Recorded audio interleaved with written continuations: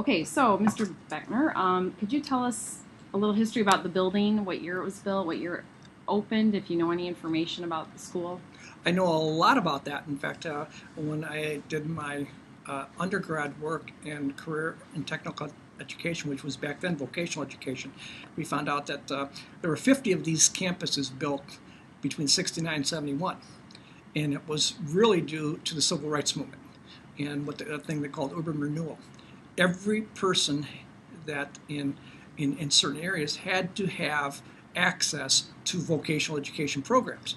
So instead of all these high schools building additional wings to their building, they built these campuses, these centers, so that more than one district could use these.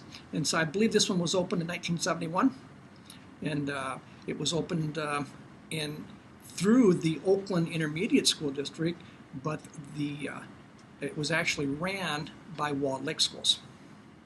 Okay. And what year did you start working here, and how long did you work here?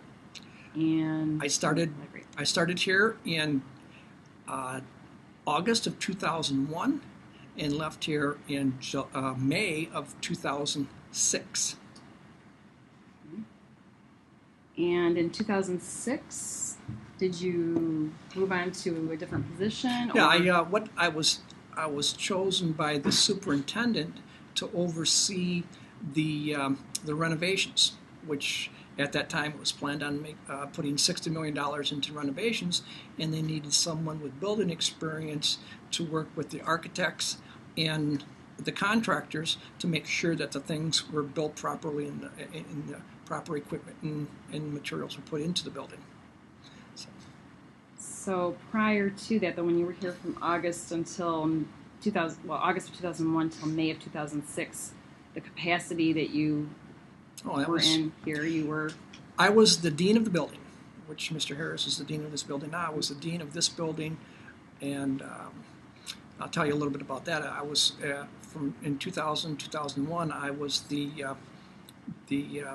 associate dean at the Northwest campus, and then after my 6 years here, I went to the renovations for 3 years, a year and a half at the Northeast campus as the dean, and then a year at the Southeast campus as a dean.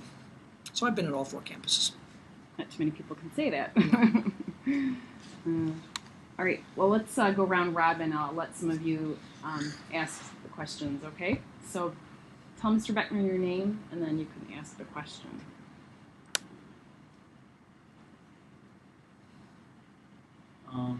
Your name? Austin, and what did you learn while working here? What did I learn while working here? I really didn't learn a whole lot.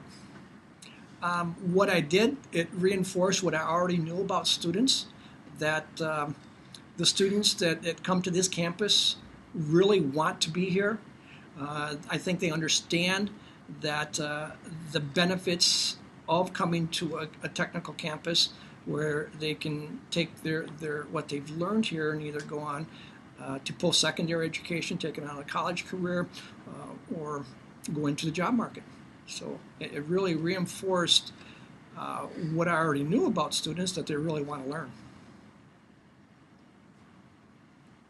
I got a question for you. My name's Brad, and what influenced you to get into education? Oh, well, I grew up in the north end of Lansing, which is a pretty poor part of town, and everybody in our community had jobs, actually technical type jobs. There were carpenters and there were plumbers and there were auto technicians, things like that. A lot of them worked at Oldsmobile, which was General Motors up in Lansing. And when I got to be in high school, I just looked in this window and I saw all this equipment, and I said, I want to learn how to do that.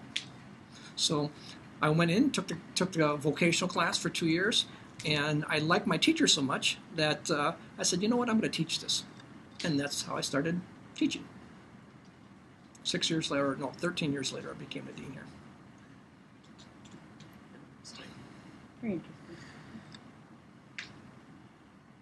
Dan, what is your best memory of OSTC? My best memory of OSTC. There's no one best memory. I think my first day on the job and how I was accepted by especially the staff, considering how Oakland Schools took over the building, and that I was accepted by the people because they knew that I had the background in career tech ed. And then a very sad time was when my last day here. It was because I didn't elect to leave on my own. I was chosen by the superintendent, and you really can't say no to the superintendent when she wants you to do another job. Even though that job was really, really important, I would have rather stayed here.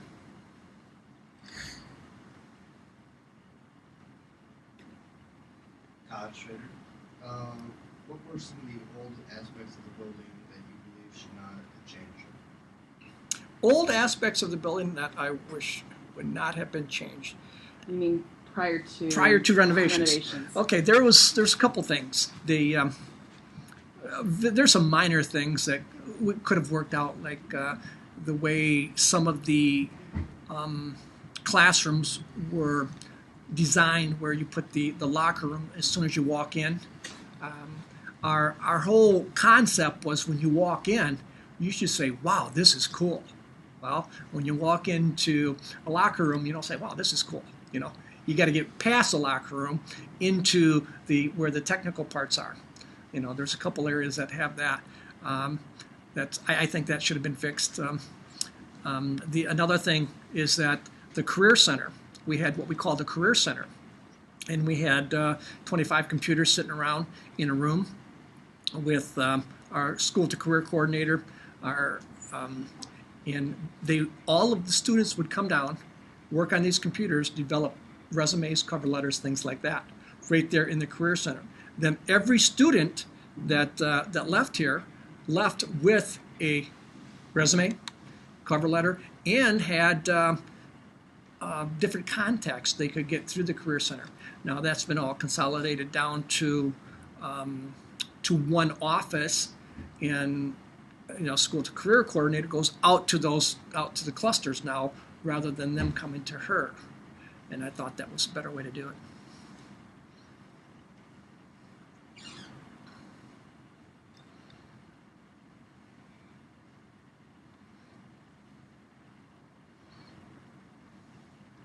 Busily writing. Josh, would you like to go? Tell us about some things that OTC Southwest has done that demonstrate that it makes a difference for others in our community. Could you repeat that? Tell us about some things that OSTC Southwest has done that demonstrate that it makes a difference for our others and our community. Oh, how does OSTC make a difference to the students and to the community? Correct? Now, huge. It's huge. Students sitting in this room, I don't know if you're seniors, juniors, how long you've been here, but all the things that you can do at this building. It's not just the career technical program that you're in. Let's take in transportation. Tomorrow they're going to give the state test so you can become a licensed mechanic in certain areas. That's huge. Back when I was your age, that was reserved for somebody that's 25 or 30 years old. And now you're going to get a 5, 6, 7 year head start on that, where you can go out to a dealership and you get these certifications. You could work in a dealership. The same thing in business, or almost every one of our programs, you're certified in something. And you can take that, put it on your resume, or take that certificate with you when you go out and become employed. That not only helps you, it also helps the community, because they know that they're getting qualified, trained young people. And there's a lot of people my age that are retiring, and they need to be replaced. So. In terms of the community, do you think you could say anything about that, about the impact on the community? I mean, obviously, through the students, there's fulfilling jobs, but that's our main purpose is, that we are training qualified young people to replace people out there in their businesses. And it goes just beyond that also. The things that we're involved with in the community, such as our volunteer programs. I don't know, while I was a dean here, we did something called the Computer Donation Program, where in the BMMT cluster, they actually took old computers, rebuilt them, and gave them away. And they gave them away to needy families, or one time, the last year I was here, they gave them away. They actually took visually impaired students and built computers for visually impaired students. And they came in and they actually had fundraisers. They did, which the fundraisers were necessary because the software, especially for visually impaired students, it's just extremely costly. So they did the fundraisers and were able to purchase the software and then built the computer for that student. So those are the kinds of things we've done.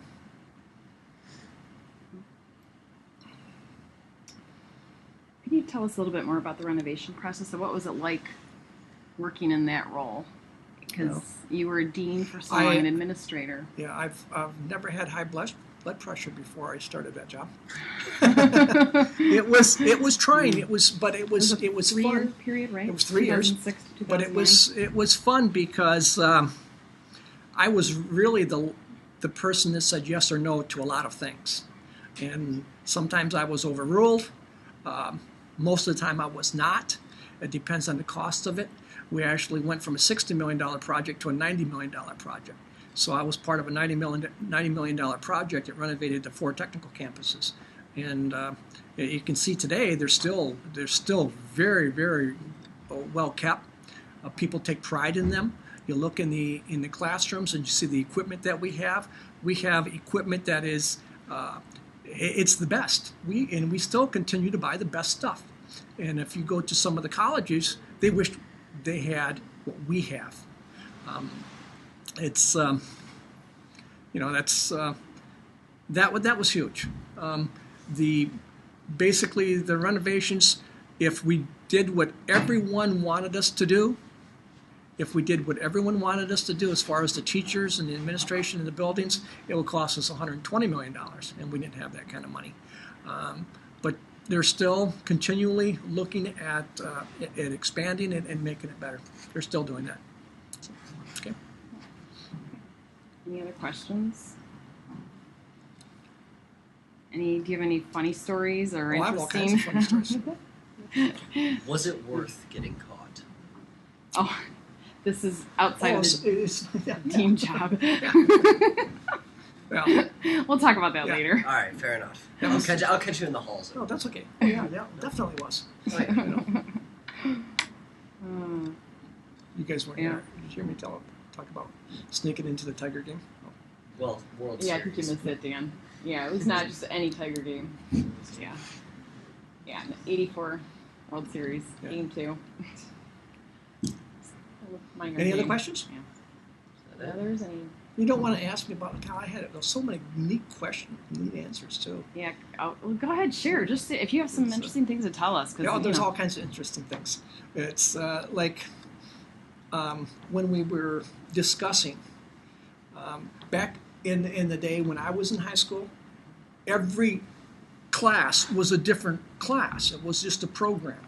Like in health sciences, in our school they had a nursing program, they had a pre-nursing program, they had a dental program, they had a First responder. they didn't have that back then. We didn't know what a first responder was. I'm old. But let's take in agri-science, natural real, which is called biotech now. They had ornamental, floral. They had small animal care. They had landscaping and greenhouse. Now those are all combined into one cluster. So back in the day when they opened this, they may have had more teachers. They had more programs, but then the state has actually put them into 6 major clusters, and or they're called career pathways. So they say every one of these fit into 6 major areas. And we've actually taken that and we've gone to 9. So that's why we have 9 clusters. But transportation, you have heavy equipment, you have auto service, and you have auto collision. Those were all separate programs in different parts of the building back in the day. And now they're all combined together because they teach a lot of the like concepts.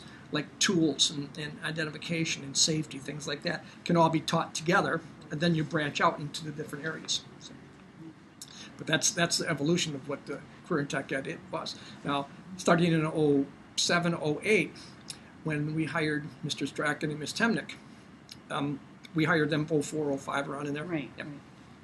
But the way we expected to use them was in the classroom, and Ms. Temnick used to do this. She would go out and help with students with their resumes and their cover letters and help them with their English assignments and so on. We didn't have it all embedded into the curriculum like it is now. Same thing with math. Mr. Strachan would go down to transportation and actually show them how physics works without calling it physics. It's because you put a name on it. It's physics. I can't do physics. Well, Mr. Strachan would, take some pulleys and rope down there and show you how it would work. And then he was off. This is physics. All right, this is how physics works. All hands on. And since then, we've gotten into the academic arena where we actually have pull-out classes, which some of you are in pull-out class right now, and you actually have to come down to an English teacher and get English credit. Correct? So, and that wasn't around. That's very new, last 3-4 years. So. Yeah, and that's because of the new high school graduation Right, requirements. the high school graduation requirements. You have more Recovery. credits that are, Yeah, in order to graduate. You guys probably didn't know that.